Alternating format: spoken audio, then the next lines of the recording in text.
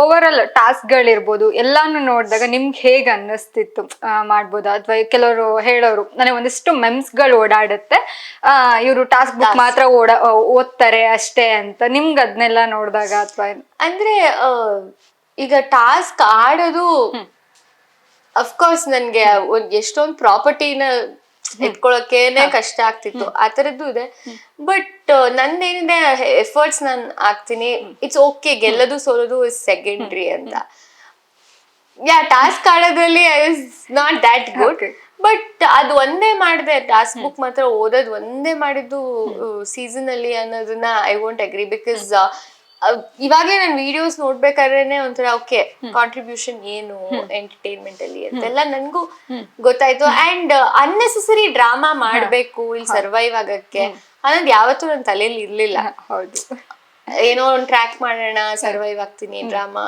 Create ಮಾಡೋಣ ಅಥವಾ ಫುಟೇಜ್ಗೋಸ್ಕರ ಜಗಳಾಡೋಣ ಅನ್ನೋದಕ್ಕೋಸ್ಕರ ಇರ್ಬೇಕು ಅನ್ನೋದು ಇಟ್ ಇಸ್ ನಾಟ್ ಮೀ. ಆಮೇಲೆ ನಾನು ಯಾವಾಗ್ಲೂ ಅನಲೈಸ್ ಮಾಡ್ತಿದ್ವಿ ವ್ಯಕ್ತಿತ್ವದ ಆಟ ಅಂದ್ಮೇಲೆ ನನ್ ವ್ಯಕ್ತಿತ್ವ ಏನಿದೆ ಅದನ್ನೇ ನೋಡಿ ಇಷ್ಟಪಡ್ಲಿ, ಇಟ್ಸ್ ಓಕೆ, ಎಷ್ಟ್ ದಿನ ಇರ್ತೀನೋ ಅಷ್ಟ್ ದಿನ ಇರ್ತೀನಿ, ಬಟ್ ನನ್ ವ್ಯಕ್ತಿತ್ವ ಗೊತ್ತಾಗ್ಲಿ ಜನಕ್ಕೆ ಅನ್ನೋದು. ಬಟ್ ಅದೊಂದ್ ಕಡೆ ಆದ್ರೆ ನಿಮ್ ಬಗ್ಗೆ ನೀವು ನೋಡಿದಿರೋ ಎಲ್ಲೋ ಗೊತ್ತಿಲ್ಲ, ಬಟ್ ನಿಮ್ಮ ಕನ್ನಡ ಅದ್ಭುತವಾಗಿದೆ, ತುಂಬಾ ಚೆನ್ನಾಗಿ ಕನ್ನಡ ಓದ್ತಾರೆ ಅನ್ನುವಂಥದ್ದನ್ನು ನಾವು ನೋಡಿದ್ವಿ. ಸೊ ಅದೆಲ್ಲ ನೋಡಿದಾಗ ಅದು ನಂಗೆ ಸೀರಿಯಲ್ ಇಂದ ನೋಡಿಲ್ಲ ನಾನು, ಬಟ್ ಸೀರಿಯಲ್ ಇಂದ ನಂಗೆ ಹೆಲ್ಪ್ ಆಗಿದ್ದು ಕನ್ನಡ ಮಾತಾಡೋದಾಗಿರ್ಲಿ, ಕನ್ನಡ ಓದೋದಾಗಿರ್ಲಿ. ನಾನ್ ಸೀರಿಯಲ್ ಮಾಡ್ತಾನೆ ಅದನ್ನ ಚೆನ್ನಾಗಿ ಕಲ್ತಿದ್ದು. ಬಿಗ್ ಬಾಸ್ ಮನೇಲಿ ಏನ್ ಇವಾಗ ಪ್ರೆಸೆಂಟ್ ಮಿಸ್ ಮಾಡ್ಕೊಂತಾ ಇದ್ದೀರಾ? ಮನೇನೆ ಮಿಸ್ ಮಾಡ್ಕೋತಾ ಇದೀನಿ.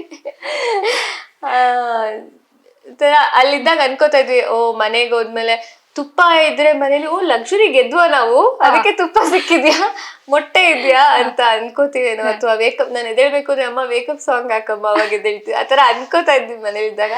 ಡೆಫಿನೆಟ್ಲಿ ವೇಕಪ್ ಸಾಂಗ್ ಆಗಿರ್ಬೋದು, ಬಿಗ್ ಬಾಸ್ ವಾಯ್ಸ್ ಆಗಿರ್ಬೋದು, ಆಮೇಲೆ ಅದು ಎಲ್ಲಾರು ಏನೇನೋ ಮಾಡ್ತಿದ್ವಿ, ಬಟ್ ಆ ವಾಯ್ಸ್ ಬಂದ ತಕ್ಷಣ ಲಿವಿಂಗ್ ಏರಿಯಾಗ್ ಬರೋದು, ಅಲ್ಲಿ ನಮ್ದೊಂದಷ್ಟು ಗೆಸ್ಸು ಇವತ್ತು ಹಿಂಗ್ ಮಾಡ್ಬೋದೇನೋ, ಹಂಗ್ ಮಾಡ್ಬೋದೇನೋ, ಹಿಂಗಿರ್ಬೋದೇನೋ ಅಂತ ಆ ತರದ್ ಮಾತುಕತೆ ಅದೆಲ್ಲ ಮಿಸ್ ಮಾಡ್ಕೋತೀನಿ. ಒಂಥರ ನಿಮಗೆ ಅದನ್ನ ಈಗ ಆಚೆ ಬಂದ್ಮೇಲೆ ನೋಡ್ತಾ ಇದ್ರೆ ನಮಗೆ ಎಷ್ಟೋ ವ್ಯಾಲ್ಯೂಸ್ ಗೊತ್ತಿರಲ್ಲ, including food values, water values, ಅವೆಲ್ಲ ನಮಗೆ ಗೊತ್ತೇ ಇರಲ್ಲ. ಬಟ್ ಆ ಮನೆ ಒಳಗೆ ಹೋದಾಗ ಪ್ರತಿಯೊಂದನ್ನು ಕಲಿತಾ ಹೋಗ್ತೀವಿ. ಒಂದ್ ಬಾಂಡಿಂಗ್ ಇರ್ಬೋದು, ಯಾಕಂದ್ರೆ 17 ಜನದ ಜೊತೆ ನಾವ್ ಇರ್ಬೇಕು. ಸೊ ನೀವೆಷ್ಟು ಕಲ್ತಿದ್ದೀರಾ ಬಿಗ್ ಬಾಸ್ ಮನೆಯಿಂದ? ತುಂಬಾ ಅಂದ್ರೆ ಬಿಸಿನೀರು, ಒಂದು ವಾಶ್ರೂಮ್ ಅಲ್ಲಿ ತಣ್ಣೀರ್ ಮಾತ್ರ ಬರ್ತಿತ್ತು. ನಾವೊಂಥರ ಹುಡುಗರಿಗೆ ಅಷ್ಟು ಕ್ರೆಡಿಟ್ಸ್ ಕೊಡಲ್ಲ ರಿಯಲ್ ಲೈಫ್ ಅಲ್ಲಿ, ಬಟ್ ನಮ್ಮ ಮನೇಲಿ ಬಿಗ್ ಬಾಸ್ ಮನೇಲಿ ಇದ್ದಿದ್ದು ಹುಡುಗರು ಅಷ್ಟೇನೆ ಹೆಣ್ಮಕ್ಳಿಗೆ ಬಿಸಿನೀರ್ ಬರೋ ವಾಶ್ರೂಮ್ ಬಿಟ್ಕೊಟ್ಬಿಟ್ಟಿದ್ರು. ಪಾಪ ಅವರೆಲ್ಲ ತಣ್ಣೀರ್ ಅಂದ್ರೆ ಜಾಸ್ತಿ ಜನ ಇರುವಾಗ ಆ ಟೈಮಿಗೆ ನಾವು ಬೇಗ ರೆಡಿ ಆಗ್ಬೇಕಿತ್ತಲ್ಲ, ಸೊ ಆ ತರದೆಲ್ಲ ಸುಮಾರು ಮಾಡಿದ್ದಾರೆ ಹುಡುಗರು. ಅಂದ್ರೆ ರಿಯಲ್ ಲೈಫ್ ಅಲ್ಲೂ ಈಗ ಮನೇಲಿ ರೆಸ್ಪಾನ್ಸಿಬಿಲಿಟಿ ತಗೊಳ್ಬೇಕಾದ್ರು ಹುಡುಗರು ಮಾಡ್ತಾರೆ ಬಿಡು, ಅವ್ರೇನೋ ನೋಡ್ಕೋಬೇಕು, ಅದವ್ರ ಕೆಲ್ಸ ಅಂತ ಹೇಳ್ತೀವಿ, ಬಟ್ ಅದಕ್ಕೆ ಕ್ರೆಡಿಟ್ಸೇ ಕೊಡಲ್ಲ. ಹೌದು, ರಿಯಲ್ ಲೈಫ್ ಅಲ್ಲಿ ಕೂಡ. ಬಟ್ ಎಲ್ಲಾ ಹುಡುಗರಿಗೂ ಈ ಮೂಲಕ big hats off.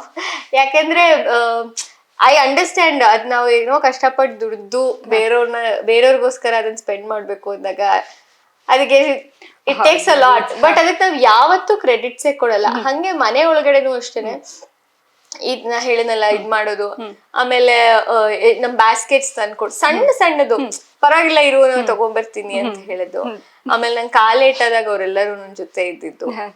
So it is all nice. ನಂಗೊಂಥರ ಯಾರು ಅನ್ಕಂಫರ್ಟೇಬಲ್ ತರ ಆಗ್ಲಿ ಆ ವೈಬೇ ಇರ್ಲಿಲ್ಲ ನಂಗೆ ಯಾರ ಜೊತೆನು. ಸೊ ಅದೊಂದು ಖುಷಿ ಇದೆ ನಂಗೆ. 99 days ಇರ್ತೀರಾ ಬಿಗ್ ಬಾಸ್ ಮನೇಲಿ. ನಾರ್ಮಲಿ ನಾವು ಆಚೆ ಇರ್ಬೇಕಾದ್ರೆ ಸೋಷಿಯಲ್ ಮೀಡಿಯಾ ಎಲ್ಲ ಎನಿ ಟೈಮ್ ನಾವು ಯೂಸ್ ಮಾಡ್ತಾ ಇರ್ತೀವಿ. ನೀವ್ ಹೆಂಗಿದ್ರಿ 99 days ಮೆಂಟಲಿ ಎಷ್ಟು ಪ್ರಿಪೇರ್ ಆಗಿ ಹೋಗಿದ್ರಿ ಮನೆ ಒಳಗಡೆ? ಅಂದ್ರೆ ಫೋನ್ ಮಿಸ್ ಮಾಡ್ಕೋತೀನಿ ಅಂತ ಅನ್ಕೋತಿದ್ದೆ ಹೊರಗಡೆ ಇದ್ದಾಗ, ಬಟ್ ಆಕ್ಚುಲಿ ಫೋನ್ ಮಿಸ್ ಮಾಡ್ಕೊಂಡಿಲ್ಲ. ಅಲ್ಲಿಗೆ ಹೋದ್ಮೇಲೆ ಫೋನ್ ಬೇಕು ಅಥವಾ ಏನಾಗಿದೆ ಅದೆಲ್ಲ ಮಿಸ್ ಮಾಡ್ಕೋತಿರ್ಲಿಲ್ಲ. ಅಲ್ಲೇ ಐ ಥಿಂಕ್ ಏನೇನೋ ಯೋಚನೆಗಳು ಜಾಸ್ತಿ ಇರ್ತಿತ್ತು ಅನ್ಸುತ್ತೆ. ಸೊ ಸೋಷಿಯಲ್ ಮೀಡಿಯಾ ಬೇಕು ಅಂತಾನೂ ಅನ್ಸ್ತಿರ್ಲಿಲ್ಲ. ಈ ವಾರದ ಕಾವ್ಯ ಅವ್ರ ಆಟ ನೋಡಿದಾಗ ಅವ್ರಿಗೆ ಮನೆಯವ್ರ ಕಡೆಯಿಂದ ಒಂದು ಹಿಂಟ್ ಬಂದಿರುತ್ತೆ, ಹಿಂಗ ಆಗ್ತಿದೆ ಹೊರಗಡೆ, ಅದೆಲ್ಲ ಒಂದ್ ಕಡೆ ಅವ್ರ ಆಟನ ಬದಲಿಸ್ತಾ ಇದೆ ಅಂತ ಅನ್ಸುತ್ತೆ.